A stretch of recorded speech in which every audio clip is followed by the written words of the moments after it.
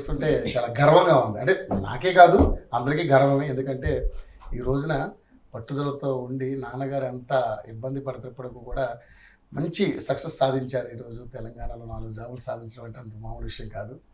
So ఏంటి అసలు మీ జీవిత ప్రస్థానం ఏంటి? మాది మిడిల్ క్లాస్ ఫ్యామిలీ. అమ్మ నాన్న విలేజ్లో ఫార్మింగ్ చేస్తూ ఉండేవాళ్ళు. ఓకే.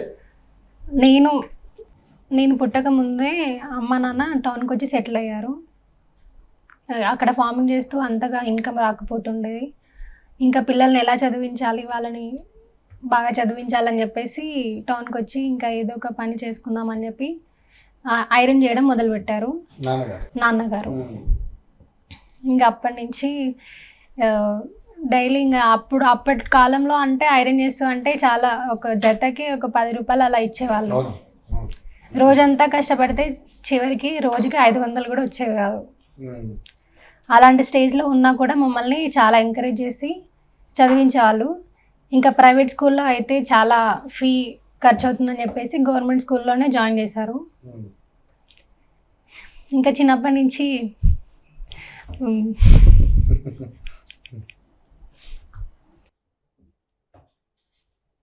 ఎమోషన్, కష్టాలు. గ్రేట్ నిజంగా. అంటే నేను అంత మామూలుగా దీన్ని తెలియక తీసుకోవాల్సిన అంశమే కాదు. బాధపడద్దు, ఈరోజు సక్సెస్ సాధించు బ్రహ్మాండంగా. సో చెప్పు, మీ ప్రస్థానం చెప్పండి. ఇంకా మేము స్కూల్ నుంచి వచ్చి కూడా ఇంట్లో పని చూసుకుంటూ మా అమ్మ వాళ్ళకి షాప్ దగ్గర మమ్మీ వాళ్ళు ఐరన్ చేస్తుంటే ఆ బట్టల్ని తిరిగి మళ్ళీ వాళ్ళ ఇంటికి ఇవ్వడానికి మేము వెళ్ళే వాళ్ళము. అక్క, నేను, అన్నయ్య బట్టలు ఇంట్లో వాళ్ళకి హెల్ప్ చేసేవాళ్ళు. ఇంకా ఇస్త్రీ చేయడానికి అని చెప్పేసి బొగ్గులు కావాలి. బొగ్గులు కొనుక్కుంటే ఖర్చు అవుతుంది. ఇంకా అప్పుడు కరెంటు బట్టలు కూడా లేకపోతుండే. కరెంట్ యూజ్ చేసినా కూడా చాలా ఖర్చు అవుతుండేది. సో అందుకని చెప్పేసి మా డాడీనే కట్టెలు కొట్టి బట్టి పేర్చి దాని నుంచి బొగ్గులు ప్రిపేర్ చేసుకునే వాళ్ళము. ఇంకా కట్టెలు కొట్టే టైంలో ఇంకా మా డాడీకి చాలా దెబ్బలు తగులుతూ ఉండేవి, ముళ్ళు గుచ్చుకుంటూ ఉండేవి. నాన్న ఇదంతా ఎలా భరిస్తున్నారు అని అడిగినా కూడా మీకోసమే నాన్న, మిమ్మల్ని బాగా చదివించాలి అందుకని చెప్పేసి ఇంత కష్టపడుతున్నా అని చెప్పేవాళ్ళు.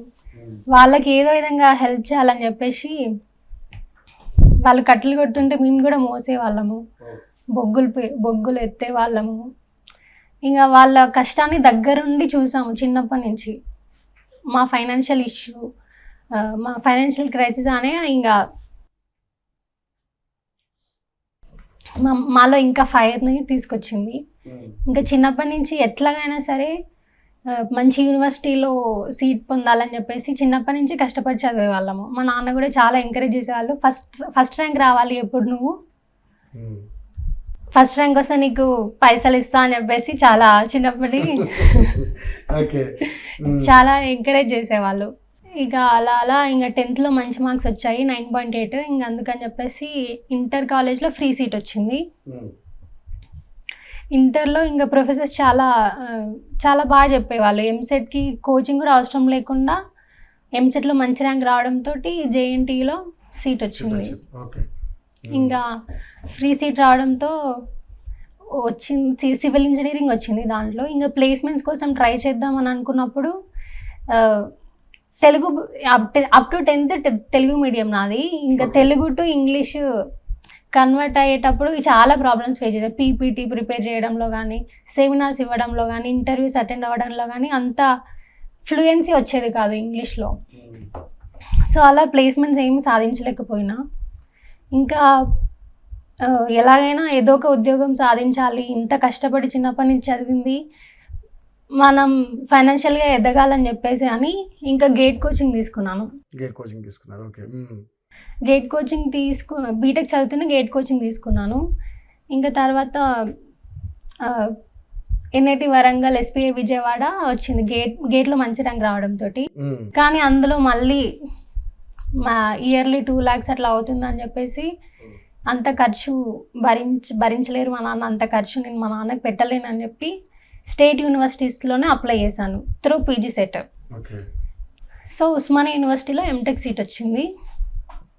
ఇంకా ఆ స్టైఫండ్ యూజ్ చేసుకుంటూనే హాస్టల్ ఫీజు అవన్నీ మేనేజ్ చేశాను.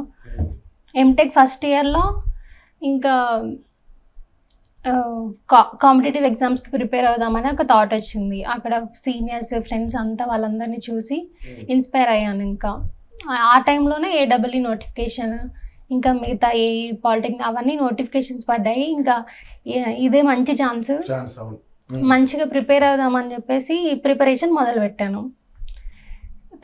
మొదలుపెట్టాను. ఇంకా ఎగ్జామ్స్ డేట్స్ ఇస్తున్నారు కానీ మళ్ళీ పోస్ట్పోన్ చేస్తున్నారు.